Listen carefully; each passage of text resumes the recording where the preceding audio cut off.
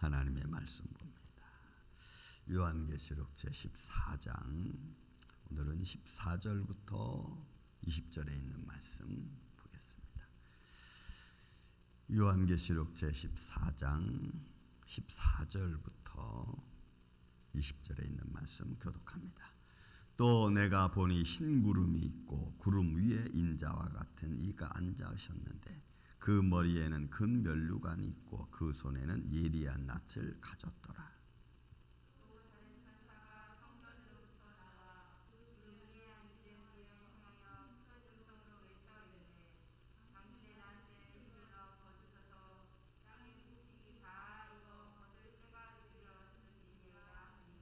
구름 위에 앉으신 이가 낫을 땅에 휘두르매 땅의 곡식이 거두어지니라.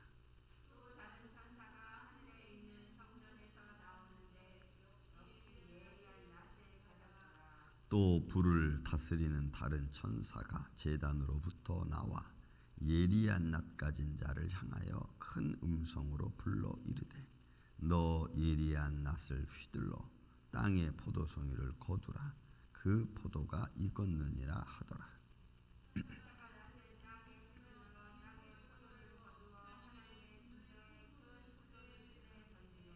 성 밖에서 그 틀이 밟히니 틀에서 피가 나서 말 굴레까지 닿았고 1600 스타디온에 퍼졌더라. 아멘. 자, 14장에 들어와서 제가 말씀드렸죠. 초두에 14만 4천 명이 부르는 노래와 그 다음에 세 천사가 전하는 마지막 때에 나타나는 현장과 그 다음에 마지막 때 수확에 관한 말씀이라고 제가 말씀을 드렸습니다. 자, 이제 마지막 때 수확에 관한 말씀은 앞에 있는 마지막 때 나타나는 현상과 다르지 않습니다. 자, 그 말씀을 한번 또 보겠습니다. 또 내가 보니 흰 구름이 있고 구름 위에 인자와 같은 이가 앉으셨는데 그 머리에는 큰 면류관이 있고 그 손에는 예리한 낫을 가졌더라. 예수 그리스도를 여기서는 상징하는 것 같습니다. 인자와 같은 이가 그랬으니까 이것은 예수님의 그 표현 중에 하나죠. 예수님을 구약에서는 인자 같은 이가 이렇게 말합니다. 다니엘서 10장에 보면은 인자와 같은 이가 말하기를 평안하다 평안하다. 또 때로는 다니엘에게 평강을 얻은 자야 뭐 이렇게 표현하는 것을 우리가 볼 수가 있습니다. 그래서 인자 같은 이가 예수 그리스도의 모습이고 머리에 금면류관이 있고 그리고 그 손에는 예리한 낫을 가졌다. 그러니까 이거는 이제 심판의 이제 과정이죠. 결국 그 세례 요한이 이미 도끼가 나무 뿌리에 놓였다라는 표현도 썼습니다. 그래서 이거는 이제 하나님의 심판이 시작되어지는, 그러니까 하나님의 종들을, 하나님의 자녀 택한 부름받은 자녀들을 주님께로 인도하기 위한 마지막 때 모습이죠. 그래서 마태복음 13장도 알곡과 쭉정이에 대한 비유가 나오죠. 그 알곡을 거두는 데 있어서 쭉정이도 함께 걷어서 이제 그 곡간에 들이면은 그 문제가 있으니까 그 곡식 거두는 천사들이 그러죠. 이 쭉정이를 먼저 뽑을까요? 했더니 그러지 마라. 마지막 때까지 남겨둬라. 쭉정이 뽑다가 괜히 알곡 뽑힐까 걱정된다고 주님 말씀합니다. 그래서 이 마지막 때를 말하는 거예요. 낫을 됐다라고 하는 것은 이미 시작되었다는 거죠. 추수가 시작되었다는 것을 말하는 거예요. 또 다른 천사가 성전으로부터 나와 구름 위에 앉은 이를 향하여 큰 음성을 외쳐 이르되 당신의 낫을 휘둘러 거두소서. 땅의 곡식이 다 익어 거둘 때가 이르렀습니다. 역시 천사의 음성도 알리는 거죠. 이제 세상의 형편이 지금 어떻게 되었고 그리고 주님이 이제는 어떤 모습을 진행할지 그것에 대한 마지막 때를 선포하는 말씀입니다. 그러니까 결국 이 말씀들은 이제 끝이 다 다다랐다는 얘기죠. 아니, 끝이 왔고 이제는 거두어야 된다는 겁니다. 그러니 여러분 어찌 보면은 더 세상이 나빠지기 전에, 세상이 더 혼돈스러워지기 전에 우리가 하나님의 부름받는 것도 이런 나쁘지 않아요. 성도의 죽음은 하나님 기뻐하시는 것 중에 하나니까 여러분 우리가 이런 마지막 때를 맞이하면서 우리의 죽음에 대한 두려움보다는 우리 남아있는 자녀들이 어떻게 믿음 생활을 잃어버리지 않고 마지막까지 그 믿음을 지키며 살아가야 될까를 우리가 사실을 염려하고 기도하는 것이 훨씬 더 중요합니다.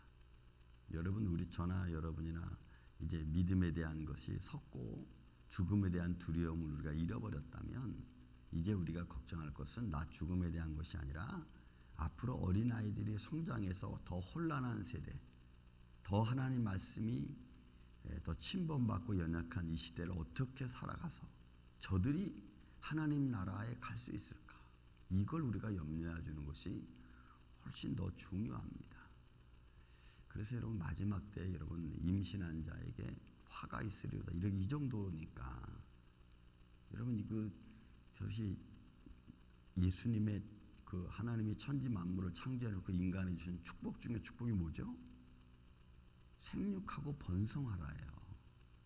그죠? 근데 마지막 때는 임신한 자에게 화가 있을 정도라고 하니까 이 생육하고 번성하라는 하나님의 축복의 말씀을 사단이 얼마나 바꾸어 놨는지를 우리가 이 마지막 때에 보면 알 수가 있어요. 하나님이 창조의 세계를 완전히 뒤틀어 놨죠. 이 사단이 사람들의 삶을 통해서 가장 기쁘고 즐겁고 행복해야 될 것들을 가장 힘들고 어려운 일로 바꿔놔 버렸잖아요. 이게 사단의 장난이고 죄의 영향이라는 거죠. 지금 그 천사가 말하기를 당신의 낯을 휘둘러 거두소서 땅의 곡식이 다 익었습니다. 이런 마태복음 9장 마지막 절에도 예수님이 제자들에게 하는 말씀이 뭐예요? 너희는 아버지께 구해서 추수할 천사들을, 추수할 일꾼들을 보내어 달라, 이렇게 기도해라 이라고 예수님도 그렇게 말씀했어요. 세상이 너무나 악하고 하나님 말씀을 듣지도 않고 믿지도 않고, 여러분 그렇잖아요. 여러분, 예수님의 힐링 사역은 예수님이 병자를 고쳤다는 게 중요한 게 아니라 그 힐링 사역의 가장 중요한 요점은 제가 언젠가 말씀드렸지만, 야, 내가 메시아다, 내가 그리스도다, 내가 너희를 구원하러 왔다, 그런 것들을 보여주고 가르쳐주고 알게 하기 위해서 힐링 사역을 하신 거지, 이 세상의 병자들을 다 고쳐주기 위해서 예수님이 힐링 사역한 게 아닙니다. 여러분, 우리는 자꾸 뭔가 착각을 하려고 그래요. 여러분, 베데스다 연못가에서도 예수님이 갔을 때 수많은 병자들이 있었잖아요. 그 중에 여러분 38년대 한 사람밖에 고침받은 사람이 없어요. 그 예수님 못 고쳐서 그랬을까요? 아니죠. 그들은 믿질 않아요. 믿으면 될 것을 믿습니까, 여러분? 믿으면 평강이 오고, 믿으면 죽음을 이기고, 믿으면 우리 안에 모든 질병적인 문제를 치유되는데, 그런 걸 안 믿는 거예요. 여러분, 그렇게 세상이 악해졌다는 거죠. 여러분, 그래서 지금 이 사도 요한도 낯을 휘두르소서 곡식이 다 익어 거둘 때가 됐습니다. 그러니까 구름에 앉으시니가 낯을 땅에 휘두르매 땅의 곡식이 거두어지니라. 여러분, 낯을 휘두른다는 이 말 속에 무엇이 담겨 있어요? 그동안 앞에서 이야기했던 세상의 모든 환란이 담겨져 있는 거죠. 하나님의 자녀들을 주님께로 이끌기 위해서 이제 마지막 종말 때 낯을 휘두를 때에 그 당시에 나타나는 모든 혼란의 과정은 뭐 앞에 나와 있는 내용들 전부 다른 말입니다. 뭐 천지가 개벽이 되고 땅이 뭐 별들이 떨어지고 뭐 달이 핏빛같이 변하고, 이 모든 것들이 그 나타나는 형들이 낯을 휘둘렀을 때 나타나는, 차례대로 나타나는 현상들이죠. 또 17절에도 다른 천사가 하늘에 있는 성전에서 나오는데 역시 예리한 낯을 가졌다. 그러니까 하나님께서 이제 추수할 일꾼을 보내는 거죠. 추수할 천사를 보내서 그 예리한 낯을 가지고 이제 휘두르게 하는 거죠. 낯을 가졌더라.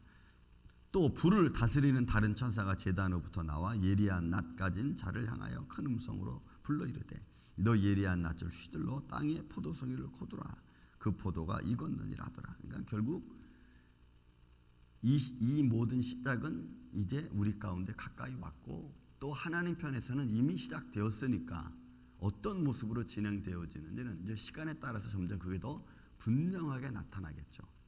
지금 벌써 우리 사도 요한이 이런 모습을 봤고, 이미 하나님이 추수 때에 따라 추수를 거두고 있는 시기니까 우리는 아직 잘 모릅니다.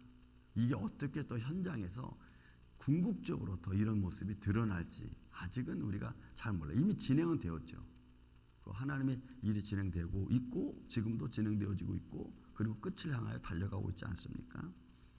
아직은 우리가 피부에 와 닿을 정도로 그런 현상들이 나와 있지는 않지만 그래도 세상의 각처에서는 이런저런 모습으로 지금 막 드러나고 있는 현실입니다. 그것이 불공정한 것들입니다. 불공정한 것들입니다.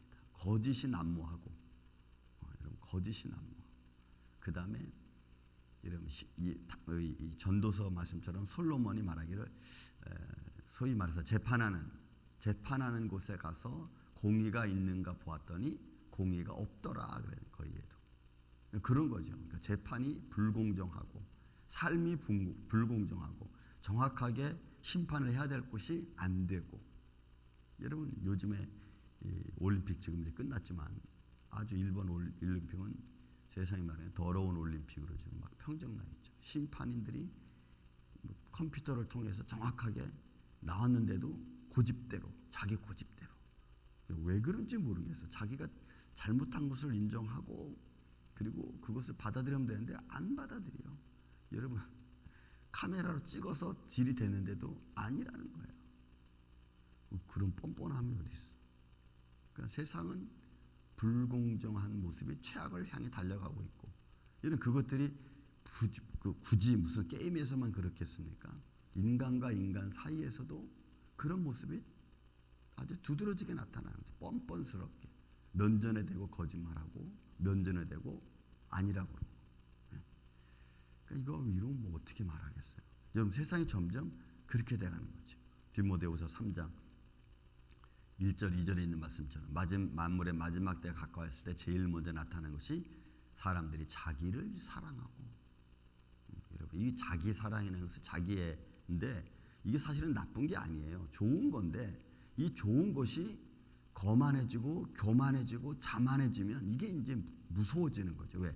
자기를 위해서 모든 것을 다 만들어야 되고 그렇게 돌아가야 되니까 이게 무서운 것들입니다. 이런 것들이. 그래서 그 천사가 낯을 땅에 휘둘러 땅의 포도를 거두어 하나님의 진노의 큰 포도주 틀에 던졌어요. 그러니까 여러분 이거는 이제 진노의 큰 포도주 틀은 여러분 포도를 즙을 내기 위해서 틀에 넣고 짜는 거죠. 여러분 제가 예루살렘에 가서 그 이스라엘에 가서 그 포도 그 즙을 짜는 걸 봤습니다.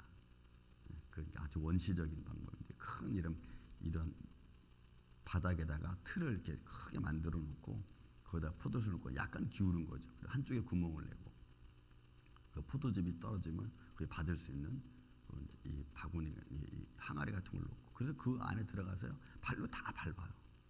발로 막 다 진 이깁니다. 그러면 진 이기면 그 국물이 다 이제 흘러서 항아리에 담기는 거거든요. 여러분 포도주 틀은 그렇게 짜는 거예요. 그냥 막 짜는 거예요. 그러면 거기에 진짜와 가짜가 나타날 것이고 그죠? 맛있는 것과 맛없는 것이 구분될 것이고 여러분 다 그런 모습 아니에요. 성밖에는 여러분 이거 성밖이라고 하는 것은 의미가 이미 구원의 밖에 있는 자들이죠. 성밖은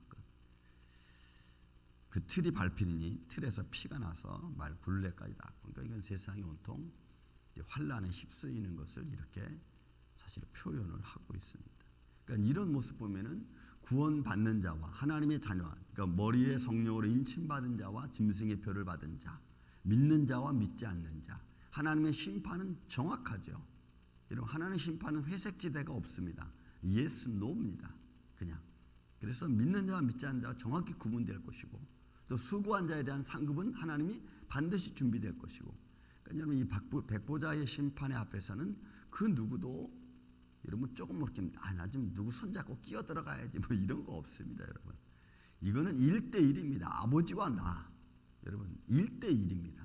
절대로 여러분들의 기도가 여러분들의 자녀들에게 유익함은 줍니다. 그러나 그 본인이 믿지 않으면 아무 의미가 없어요. 그러니까 자녀들을 믿게 만드는 게 제일 중요하고 그 믿는 자녀들을 위해서 기도해 줄 때 그때 그 영향이 영적인 영향이 가는 거죠.